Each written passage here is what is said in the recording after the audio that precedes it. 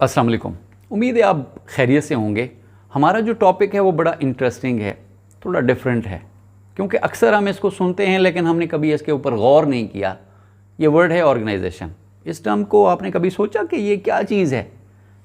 कभी आप political organisation के बारे में, कभी एजुकेशनल ऑर्गेनाइजेशन के बारे में, मुख्तलिफ ऑर्गेनाइजेशन के बारे में हम सुनते हैं, लेकिन कभी हमने बैठ के इसको समझने की कोशिश नहीं की। तो चलिए हम वीडियो में इसको समझने की कोशिश करते हैं। एटमोलॉजी से शुरू करते हैं। इसका जो लफ्ज़ी मतलब है वो है ऑर्गेनाइज रे से, लैटिन वर्ड है। तो इसका मतलब है डूइंग वर्क विद हैंड और इंस्ट्रूमेंट।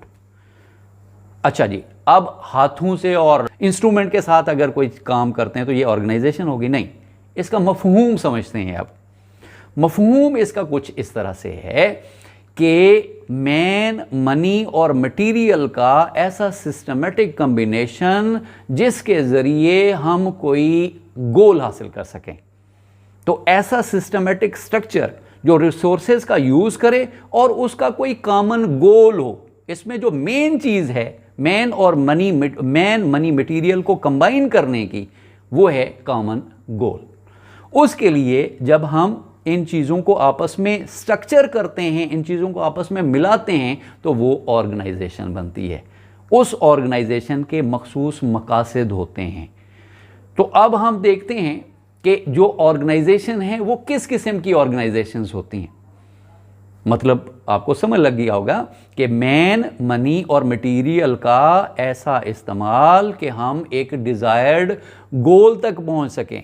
अच्छा, अब इन तीन चीज़ों का जो मैक्सिमम इस्तेमाल है हम उसको मैनेजमेंट कहते हैं। मैनेजमेंट और ऑर्गेनाइजेशन में कंफ्यूज नहीं होना। ऑर्गेनाइजेशन मशीन का नाम है और मैनेजमेंट उस मशीन को अच्छे तरीके से चलाने का नाम है। होपफुली मैंने डिफरेंशिएट कर दिया। तो अब हम देखते हैं ऑर्गेनाइजेशंस किस किस्म की होती हैं, इनकी क्या क्या टाइप्स हैं। तो इनमें एजुकेशनल ऑर्गेनाइजेशन सर फहरिस्त, हम में से ज़्यादा लोग एजुकेशनल ऑर्गेनाइजेशन से मुंसलिक हैं। इसका एक पर्पज़ होता है। अब इसमें मैन, मनी, मटेरियल का इस्तेमाल किधर किधर हो रहा है।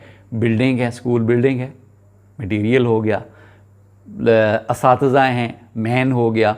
और ख़र्चा हो रहा है, एक्सपेंडिचर हो रहा है बच्चों पे, टीचर्स की सैलरी के ऊपर, एडमिनिस्ट्रेशन की सैलरी के ऊपर।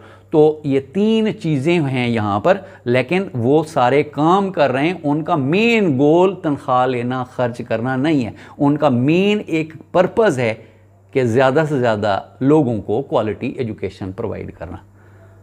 इसके बाद जो दूसरी किस्म की ऑर्गेनाइजेशन है वो है नो प्रॉफिट ऑर्गेनाइजेशन। अच्छा, इसके अंदर भी इन्हीं तीनों चीज़ों का इस्तेमाल किया जाता है। लोगों से पैसे भी लिए जाते हैं, लेकिन इसका मकसद प्रॉफिट या अर्निंग नहीं होता। जितना पैसा कमाया जा रहा है वो खर्च कर दिया जाए किसी लोगों को बेनिफिट देने के लिए। तो ये नॉन प्रॉफिट या नो प्रॉफिट ऑर्गेनाइजेशन हम इसको कहते हैं। इसके अलावा पॉलिटिकल ऑर्गेनाइजेशन होती है जो लोगों के राइट्स की बात करती है, लोगों के हुकूक के लिए कोशिश करती है। वो और बात है कि बाद में उनकी डायरेक्शन चेंज हो जाए, लेकिन बुनियादी तौर पर उनका गोल लोगों के राइट्स को प्रोटेक्ट करना होता है। तो ये होगी पॉलिटिकल ऑर्गेनाइजेशन। इसके बाद गवर्नमेंट ऑर्गेनाइजेशन है, जो गवर्नमेंट की मशीनरी है, वो मुख्तलिफ डिपार्टमेंट चलाती है, मुख्तलिफ इंस्टीट्यूशन चलाती है। गवर्नमेंट ओवरऑल एक ऑर्गेनाइजेशन है जो पूरे कंट्री को या उसकी स्टेट्स को चलाने का काम करती है।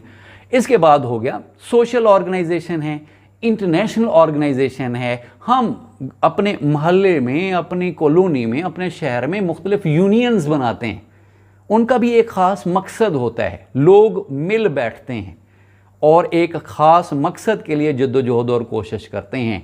तो इन यूनियंस को भी हम ऑर्गेनाइजेशन कहेंगे। इसमें आखिर में मैं एक आपको पॉइंट वाजे करता चलूँ कि इसमें सबसे इम्पॉर्टेंट जो चीज़ है वो मैन है। बाज़ औक़ात बग़ैर पैसों के आप गैदरिंग करते हैं, मिल बैठते हैं और बहुत सारे लोगों के मसाइल आप हल कर सकते हैं। और अगर आपके पास रिसोर्सेज भी नहीं हैं, आपके पास पैसा भी नहीं है, लेकिन लोग मिल बैठ के अपने दिमाग के साथ लोगों की हेल्प कर सकते हैं, लोगों को गाइड आप कर सकते हैं, तो ये जो मैन मनी मटेरियल का यानी ये परफेक्ट कॉम्बिनेशन है, इसको भी हम ऑर्गेनाइजेशन कहेंगे, लेकिन पर्पस उसके सामने होना चाहिए।